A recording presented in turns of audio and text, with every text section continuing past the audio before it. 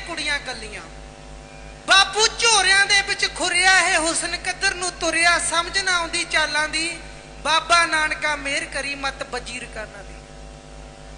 ਤਾੜੀਆਂ ਮਾਰ ਦੋ ਭਈਆ, ਕੀ ਬਾਤ ਹੈ। ਕਹਿੰਦਾ ਪਿੰਡ ਸਿਰਸੀ ਢੱਕ ਕੇ ਰੱਖਦੀ, ਪੱਬ ਬੋਚ ਬੋਸਤੀ ਚੱਕਦੀ, ਚੰਡੀਗੜ੍ਹ ਨਾਲ ਦਾਰੂ ਦੇ ਡੱਕਦੀ, ਰਾਂਝੇ ਬੇਟੀਆਂ ਦੇ ਵਿੱਚ ਰੱਖਦੀ, ਸਾਨੂੰ ਵੀ ਇੱਕ ਟੱਕਰੀ ਨਿਕਲੀ ਹੋਲਸੇਲ ਜੀ ਇਸ਼ਕ ਦੁਕਾਨਾਂ ਦੀ, ਬਾਬਾ ਨਾਨਕਾ ਮਿਹਰ ਕਰੀ ਮਤ ਵਜੀਰ ਕਰਨਾ ਦੀ।